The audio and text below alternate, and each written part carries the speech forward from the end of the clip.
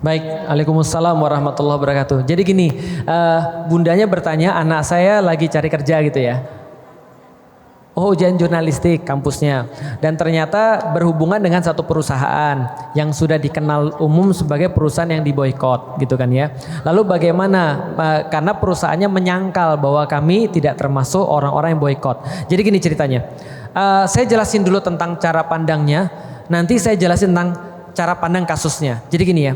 Saya ulangi lagi, pertama, boikot bukan solusi. Jelas ya?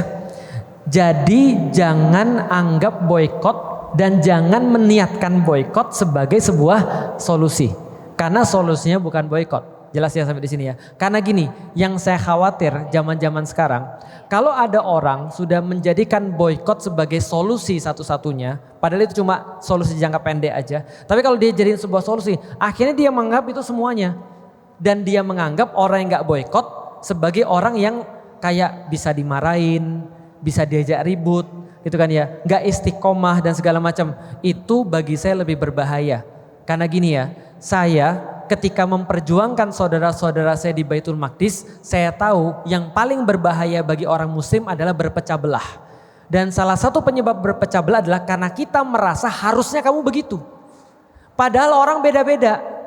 Bisa difahami sampai di titik ini, artinya kalau Anda ketemu dengan orang-orang yang masih menggunakan produk-produk yang diboikot, jangan dimusuhi. Bisa difahami sampai di sini?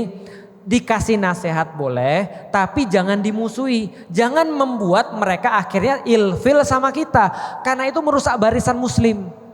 Bisa difahami ya? Karena bisa jadi ada orang-orang yang mereka masih untuk pakai produk-produk yang diboikot, tapi mereka juga punya kecenderungan untuk membela saudara-saudara kita yang ada di Palestina. Bagi saya itu cukup. Kecenderungan itu bagi saya udah cukup. Contoh, emang HP saya nggak ada afiliasi.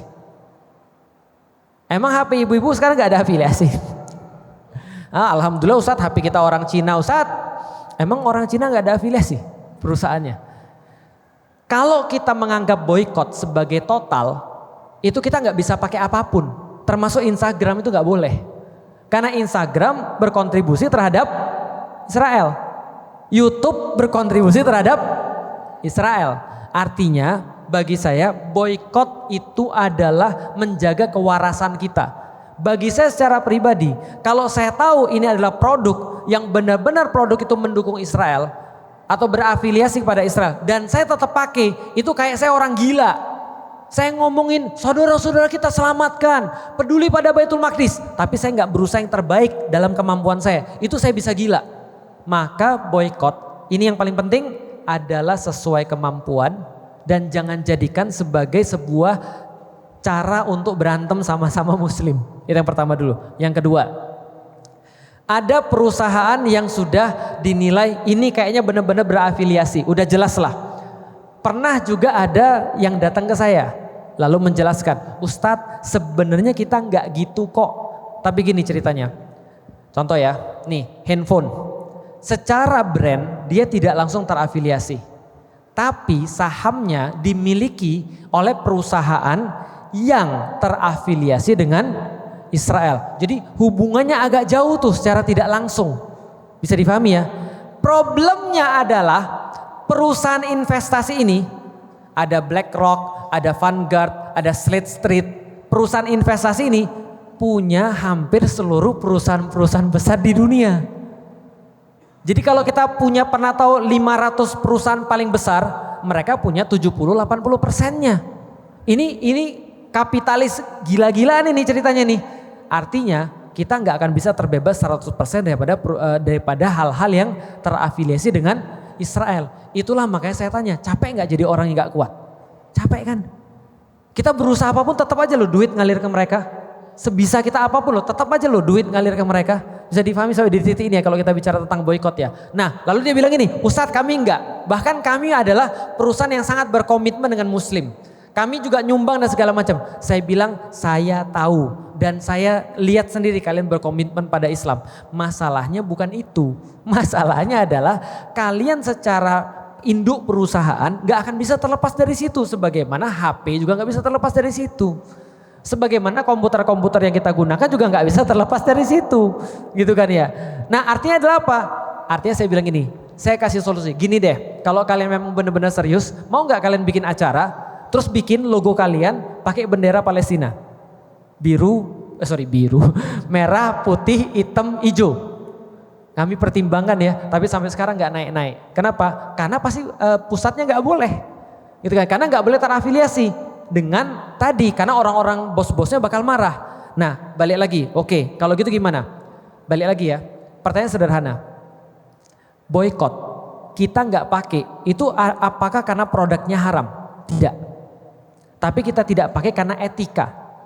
Etika dan kita punya perjuangan, maka kita nggak pakai. Sesuai dengan kemampuan kita. Artinya kalau saya boleh saran, kalau kita sudah ada perusahaan kayak gitu, kita udah tahu bahwasanya dia sudah umum terafiliasi dengan Israel misalnya, maka kalau bisa dihindari, hindari. Kalau nggak bisa, ya udah mau bagaimana lagi. Contoh ya, ini saya mau cerita dikit, mudah-mudahan jadi sebuah kasus yang bisa memberikan kejelasan.